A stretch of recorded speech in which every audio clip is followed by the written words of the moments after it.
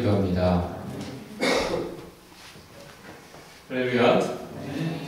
오늘 말씀의 제목을 눈물의 강이다 했습니다. 다 같이 해볼까요? 눈물의 강. 영어 제목으로는 Weep and Wail, 울며 곡하다라는 것이죠. 어떤 할아버지 목사님께서 시골에서 열심히 설교를 하고 계셨습니다. 그런데 사람들이 귀 기울이지 않고 다 딴청을 하는 거예요. 목사님이 설교하시면서 맥이 빠지기 시작했습니다. 그러다가 문득 앞자리에 앉은 할머니 한 분을 보게 됐는데 그 할머니가 눈물을 닦고 있는 거예요. 아, 은혜를 많이 받으시는구나. 용기를 얻어서 목사님이 설교를 열심히 계속 했습니다. 그리고는 예배를 마친 후에 그 할머니에게 일부러 다가가서 악수를 하면서 할머니, 오늘 말씀은 정말 할머니를 위한 말씀이었나 봐요. 어떤 말씀이 그렇게 감동적이었나요? 그랬더니 그 할머니가 울어서 퉁퉁 부은 눈으로 대답을 했습니다. 말씀은 잘 모르겠고요, 목사님. 며칠 전에 제가 키우던 염소 한 마리가 죽었거든요. 목사님 수염을 보니까 그 염소 생각이 나서 그만 그렇게 다시 눈물을 흘리며 울더랍니다. 사람에게 눈물이 있어요. 눈물에 대해 연구를 해보니까 양파를 썰 때 흘리는 눈물과 감정이 북받쳐서 흐르는 눈물은 성분이 다르답니다. 감정에 따라 흘리는 눈물 속에는 체내에 있는 독소가 다량으로 검출된다는 거예요. 다시 말해 심신의 마음과 몸이 어떤 슬프고 어려운 충격적인 일을 당해서 얻은 충격이 이 몸 안에 독소로, 유해한 독소로 자리 잡게 되는데 그것이 눈물과 더불어 배출이 된다는 것이죠. 눈물은 몸과 마음을 치료한다라는 것입니다. 눈물은 인간에게 주어진 축복이다. 연구 결과 이런 이야기들이 많이 나오고 있어요. 울어야 살죠. 아기가 나올 때에 울지 않으면 숨을 쉬지 못한다면서요. 그래서 거꾸로 들고 엉덩이를 때려서라도 울게 해야 아기가 숨을 쉬고 산다는 거죠. 인간은 울어야 산다는 거예요. 다 같이 해봅시다. 인간은 울어야 삽니다. 그런데 제가 2년 전에 한국에 방문을 할 때 고속도로 휴게소 화장실을 들렀는데 거기 아주 멋진 문구가 써 있더라고요. 남자가 흘리지 말아야 할 것은 눈물만이 아닙니다. 변기에 가까이 서시기 바랍니다. 남자가 특별히 울지 말라고 한국 사람들은 특별히 들으면서 성장하게 됩니다. 울어야 사는데 울지 못해 한국 남자들이 더 한이 많은 것 같아요. 울지 말라고, 울지 못하게 하는 그런 한민족의 그게 한국인이죠. 과유불급이라 지나치게 우는 것도 문제지만 적당히 울어야 삽니다. 많은 눈물이 있을 거예요. 무엘이가 어느 날 월마트에 같이 갔다 오르죠? 우리 와이프랑. 어떤 아기가 우니까 누나, 아기들은 왜 우는 걸까요? 그때 우리 와이프가 대답, 글쎄 말을 못해서 우는 거 아닐까? 그럼 어른들은 왜 울까요? 글쎄 너는 왜 우는데? 여러분, 말로 다 표현하기 어려운 울어야 될 이유들이 많이 있습니다. 그래서 대놓고 울지 못하니까 남모르게 흘리는 눈물들, 사실 눈물이 흐르지 않지만 속으로 울며 불며 답답한 속을 가지고 살아가는 인생들을 우리는 보고 있습니다. 크리스찬들도 많이 울죠? 크리스찬이 흘리는 눈물은 특별히 기도의 눈물입니다.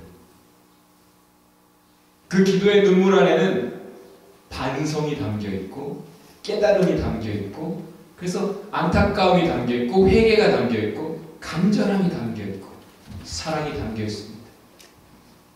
어느 나라 유명한 말에 이런 말이 있어요. 눈에 눈물이 없으면 그 영혼에 무지개가 없다. 오늘 본문에서 예수님이 울어라 하십니다. 이미 울고 있는 예루살렘 하나님의 백성들을 향해 울어라 하십니다. 예수님이 십자가에 달려 죽으시기 위해 끌려가는데 그것을 안타깝게 여긴 거룩한 여인네들 중심에서 큰 군중이 많은 사람이 따라갔다라고 말합니다. 따라가면서 울고 있습니다. 저 거룩한 분이 죽는다. 숱한 고문, 혹독한 매질을 당하고 고통 속에 이제 십자가에 달리게 되는구나. 울지 않을 수 없어서 예수님을 사랑하던 여인들과 더불어 같이 곡을 하며 따라가고 있는 거예요. 그런데 예수님이 이렇게 말씀하십니다. 날 위해 울지 말고 너희 자신과 너희의 자녀들을 위해 울어라. 지금 죽는 건 나 예수지만 나의 죽음 십자가의 그 형벌이 엄청난 것이지만 그러나 사실 이후에 너희가 겪게 될 그 무서운 심판 그것을 생각할 때 너희가 나를 위해 울 것이 아니라 너희 자신과 너희의 후손을 위해 울어야 할 것이다. 왜냐하면 그날이 얼마나 무서운 날인지 가치가 달라질 날이 될 것이다. 지금은 애 낳는 사람, 애가 많은 집, 자식이 많은 엄마가 복되다라고 칭송받는 날이지만 그날이 얼마나 무서운 날이 될 것인지 차라리 애가 없는 부모가 복되다라고 말할 것이다. 산더러 작은 언덕들더러 나를 좀 숨겨주고 덮어다오, 날 잘 죽여다오, 이 끔찍한 고통 속에서 나를 좀 숨겨다오, 빼내다오, 그렇게 외치는 날이 올 것이다. 그러면서 수수께끼 같은 말씀을 하셨어요. 그것이 푸른 나무에도 이렇게 할 것 같으면 마른 나무에 얼마나 더 하겠느냐.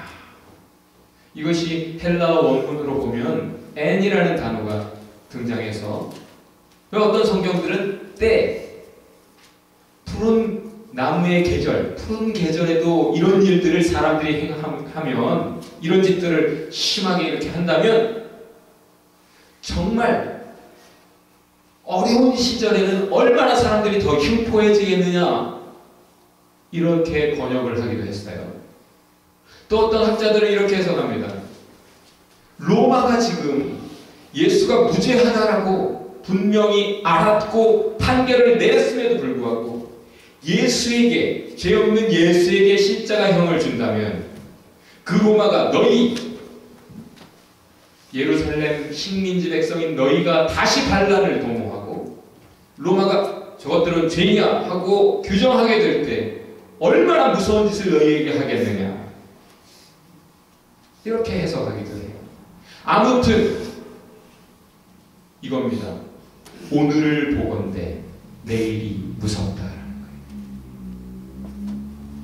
거예요. 오늘을 볼 때 내일이 두렵다.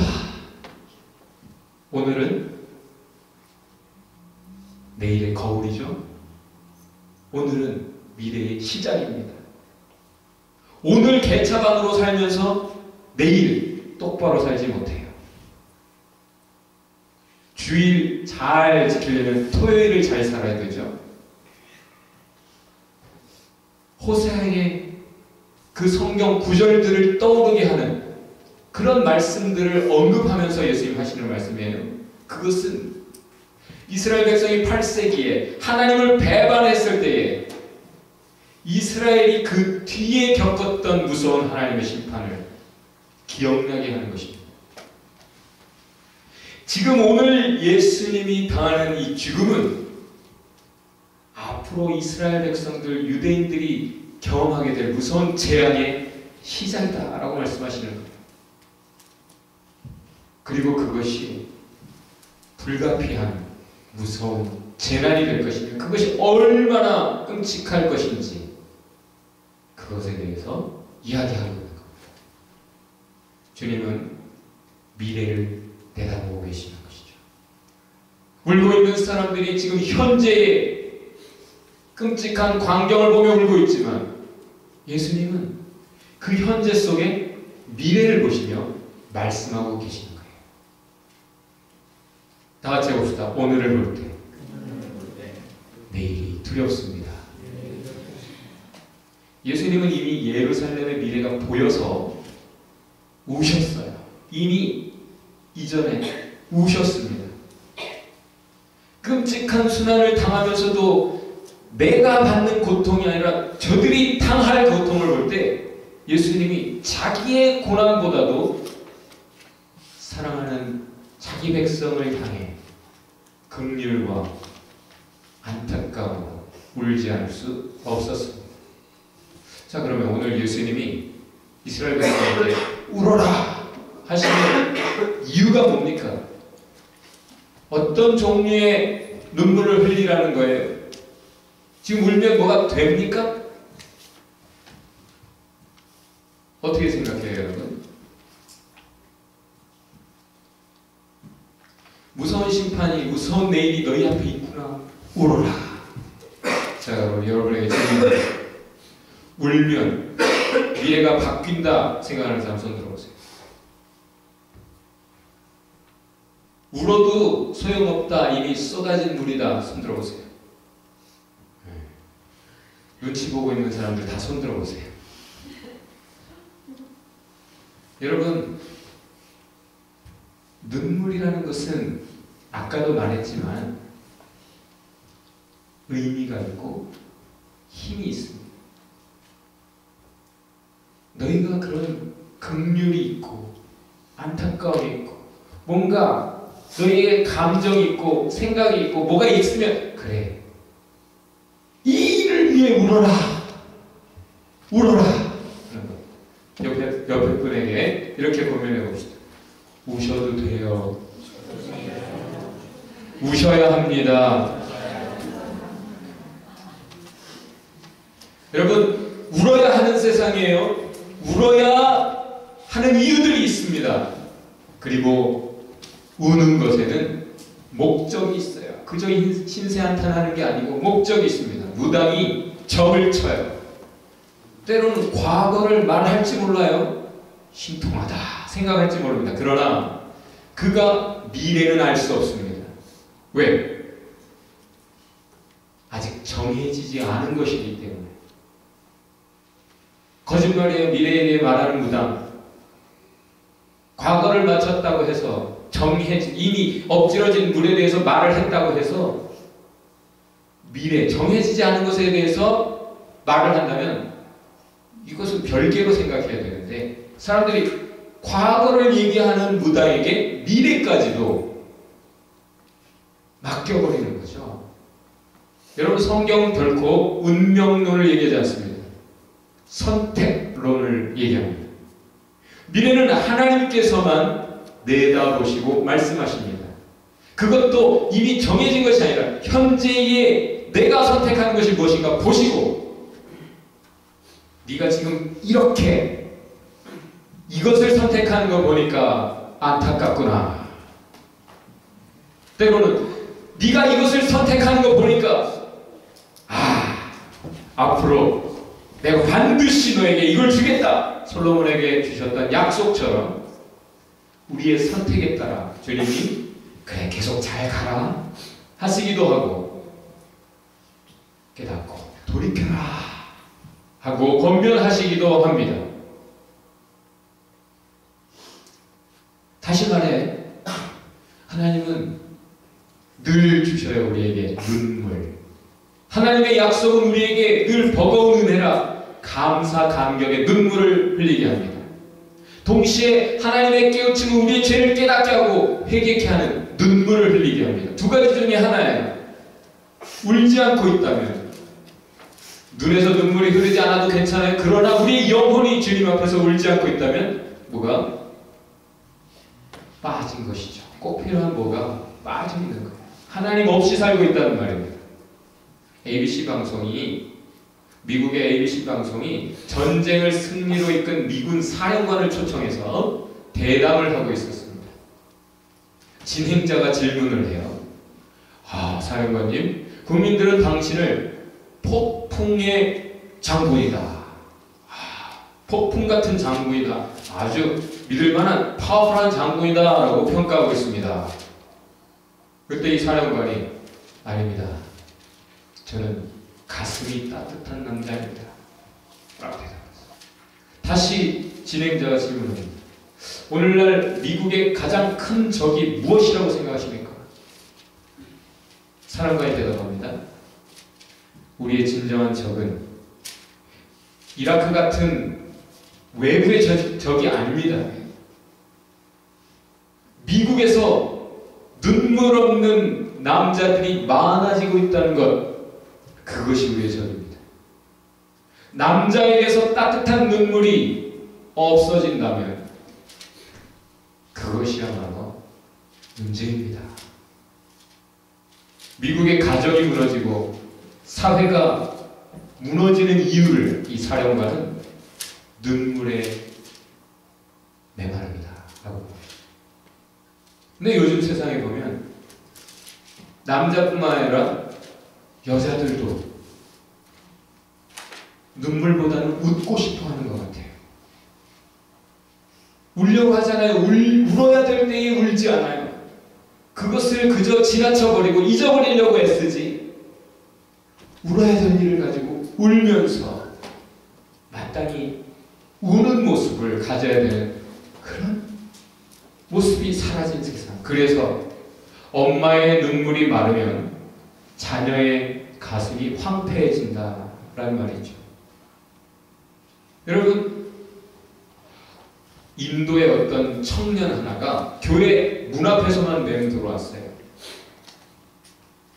그런데 이 친구는 눈병으로 심히 오랫동안 고통을 당하다가 드디어 입원을 하게 되었고, 정밀진찰한 의사가 긴장된 표정으로 말합니다. 눈에 치명적인 병독이 들어가 감염되었습니다. 두 눈을 즉시 뽑지 않으면 생명이 위태합니다. 내일 즉시 수술해야 됩니다. 절망을 느꼈어요. 그 아픔과 번민, 슬픔으로 몸부림치는 이 청년에게 크리스찬 친구가 찾아왔습니다. 야, 친구야, 마지막으로 하나님께 매달려서 기도해봐. 그런 절망적인 상황에서 뭔들 못하겠습니까? 친구와 함께 교회에 갔습니다. 그리고 기도하려는데 참으로 염치가 없더래요. 그동안 전도할 때 예수 믿으라고 그렇게 해도 믿지 않더니 자기가 이제 죽을지도 모른다는 이 위기 속에서 살려달라고 하나님 앞에 기도하는 것 자체가 너무 죄송해서 저절로 회개 기도부터 되더랍니다. 자기의 악한 마음, 내가 이렇게 완고하고 참으로 이기적이구나. 그래서 그 악한 마음부터 회개하기 시작하면서 눈물이 그렇게 나오고, 철저히 자기가 그때 깨달아지는 자기의 모습, 죄악된 모습을 깨닫는 대로 울며 또 울고 철저히 회개하며 기도를 했대요. 얼마나 많이 울었는지 눈이 퉁퉁 부었습니다. 그러나 마음이 홀가분해졌어요. 하나님 앞에서 울고 났더니 마음에 평안이 왔고, 그 다음날 수술대에 올라가는데 전혀 두려움이 없더라는 거예요. 수술하려고 의사가 가까이 왔는데 깜짝 놀라서 말을 합니다. 그토록 심하게 번졌던 독균이 깨끗이 사라졌다는 것이죠. 그의 뜨거운 눈물, 회개의 눈물이 그의 영혼뿐만 아니라 그의 육신도 살렸다라는 이야기입니다. 여러분, 하나님 앞에서 울지 않아도 사람은 울게 돼 있어요. 살면서. 이 땅에 얼마나 울 일이 많습니까? 성경은 이렇게 말합니다. 세상이 주는 근심이 있다. 그런데 하나님도 너희에게 근심을 주신다. 그런데 세상이 주는 근심은 너희를 죽이지만 하나님 주시는 근심은 너희를 살린다. 왜냐하면 세상이 주는 근심은 해결되지 않는 근심이에요. 계속 너희로 죽을 때까지 괴롭게 죽게 하는 근심이지만 하나님 주시는 근심은 회개를 목적으로 주신 근심이요. 잠깐이다. 그래서 오히려 회개하고 나면 큰 위로와 기쁨으로 열매를 맺는다. 여러분, 전도서에 이런 말씀이 있어요. 초상집에 가는 것이 잔치집에 가는 것보다 낫다. 동의하는 사람 손 들어보세요. 왜 그래요? 지혜자는 잔치집에 가기보다 초상집에 간다고 성경은 말합니다. 왜냐하면 그것이, 사람이 죽는다고 하는 그것이 모든 인생의 종착점, 데스티니, 그것을 기억하며 살게 한다는 거예요. 그것을 기억하라 합니다. 그리고 초상집에서 슬퍼하는 것이 오히려 마음에 너희에게 고약이 될 것이다. 그래서 바보의 노래를 듣는 것보다 지혜자의 꾸중을 듣는 것이 지혜자가 하는 일이다 라고 말을 합니다. 어떤 부부가 외아들을 가지고 있었어요. 근데 이 아들이 약속을 어기는 거예요. 그래서 아버지가 말했습니다. 너 다시 한번 약속을 어기면 어쩔 수 없다. 그때는 추운 다락방에 가둘 거야. 근데 아들이 또 약속을 어기고 말았습니다. 아버지가 아들을 다락방에 가두었습니다. 근데 그날 밤은 유난히도 눈보라가 치고 기온이 뚝 떨어진 추운 밤이었어요. 부부가 침대에서 뒤척이며 잠을 이루지 못합니다. 그러다가 부인이 슬그머니 일어나는 것을 보고 남편이 말을 합니다. 여보, 당신 마음이 아프겠지만 지금 그 애를 다락에서 내려오게 한다면 앞으로 우리 말을, 부모의 말을 듣지 않을 것이고 또 약속을 어기는 사람으로 평생 살 것이고. 그 말에 아내가 다시 잠자리에 듭니다. 조금 있다가 남편이 슬그머니 일어나면서 화장실에 다녀오겠어 하고는 타락에 올라갔어요. 추운 다락방의 딱딱한 바닥에서 이불도 덮지 않은 아들이 웅크린 채 잠들어 있습니다. 아버지가 그 옆에 누워서 말없이 팔베개를 합니다. 그리고는 꼭 안아주었어요. 그렇게 그 긴 밤을 아버지가 그 아들 안고 함께 떠옵니다. 잠들었던 아들이 문득 눈을 뜨고 아버지가 자기를 안고 있다는 것을 알게 됐을 때 그의 눈에서 뜨거운 눈물이 흘러내리기 시작했습니다. 가장 추운 곳에서 그들은 가장 따뜻한 밤을 지나고 있었습니다. 여러분, 우리가 이 땅에서 사랑하기 어려운 사람들을 만납니다. 사랑하지 말아야 될 것 같은 사람들을 만나요. 그런데 그때 우리가 이 아버지처럼 할 수 있겠습니까? 주님이 우리에게 그렇게 하셨죠. 주님이 나에게 그렇게 하셨습니다. 손 들어보세요. 근데 왜 여러분은 안 하는 거예요? 한 천사가 천국 문을 열기 위해 이 땅에 내려와서 무엇으로 천국 문을 열 수 있을 것인가 찾아다니다가 애국지사의 피 한 방울, 나라를 위해 목숨을 버린 그 순결한 피 한 방울을 가지면 하나님이 천국 문을 열어주실지 몰라 하고는 그 희생의 피를 가지고 천국 문 앞에 갔는데 꿈쩍도 안 하는 거예요. 다시 급히 세상으로 내려와서 천사가 찾아다니다가 억울하게 슬픔 가운데 죽어간 한 여인의 눈물, 한숨을 가지고 다시 천국문 앞에 갔어요. 그런데 역시 천국문이 꿈쩍도 하지 않습니다. 다시 내려온 천사가 두루 다니다가 마지막으로 자신의 죄를 깨닫고 회개하면서 울고 있는 노인이 흘리고 있는 그 눈물 한 방울을 담아 천국문 앞에 갔습니다. 그러자 천국문이 스르르 열렸습니다.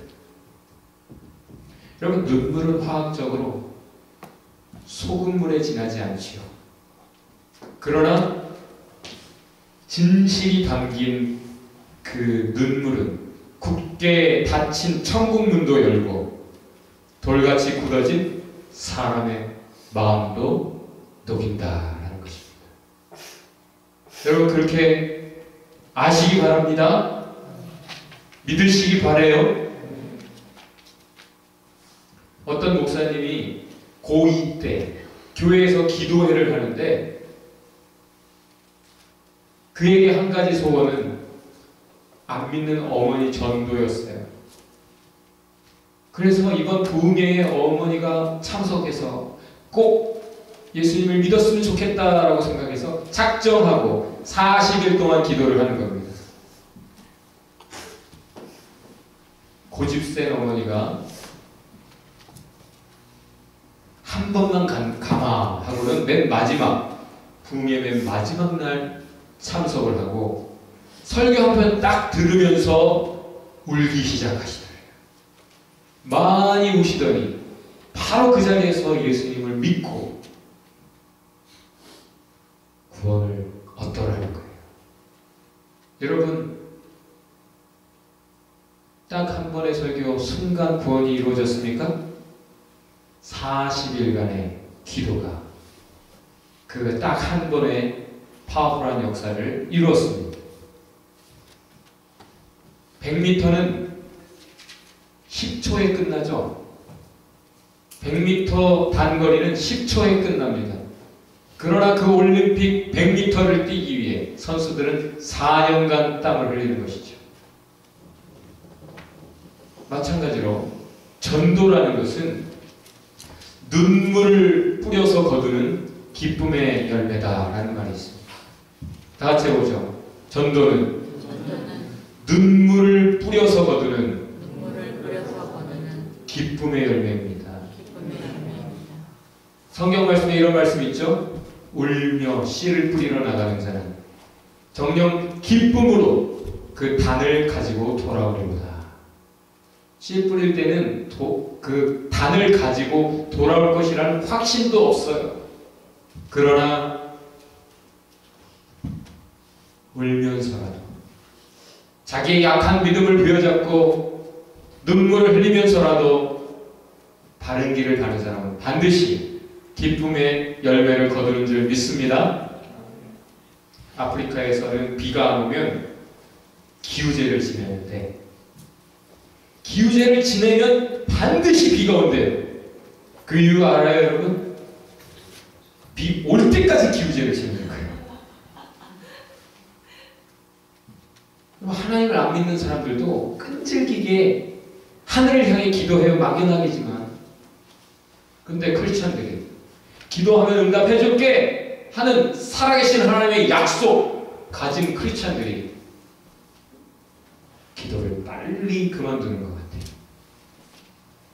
응답할 때까지, 응답이 올 때까지, 하나님이 응답하실 때까지, 회복의 역사가 있을 때까지, 구원의 역사가 있을 때까지 참된 회개의 눈물을 흘리며 기도하는 아멘교회 되기를 주님의 이름으로 축원합니다.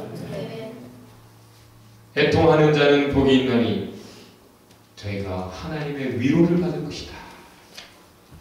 여러분, 울지 않으면 위로도 없습니다. 눈물을 흘려야 하나님이 눈물을 닦아주시죠. 하나님의 위로를 원하십니까? 그럼 주님 앞에서 우시기 바랍니다. 기도가 강처럼 흘러야 됩니다. 기도 조금 흘리고 말라버리면 안 돼요. 기도가 강처럼 계속 흘려야 그것이 생명의 강이 되는 것입니다. 오늘 말씀 결론은 세 가지. 첫 번째, 주님 앞에서 울기로 결심합시다. 두 번째, 기도의 눈물로 흐르게 합시다. 세 번째, 눈물의 강으로 생명의 강 되게 합시다. 우리 옆에 분에게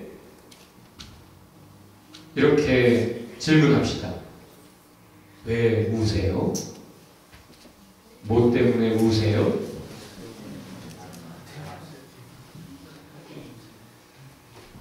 손을 꼭 잡으면서 당부합시다. 주님 앞에서 웁시다. 다 눈을 들여다보면서 기도의 눈물이 필요합니다. 다 같이 큰 소리로 합시다. 눈물의 강이 필요합니다. 그럴 때 우리가 생명의 강을 보게 될 것입니다.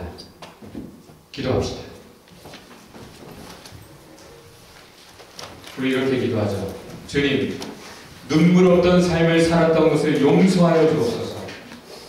헛된 것을 조차 냉담한 탐욕의 삶을 살았던 것을 용서하여 주옵소서.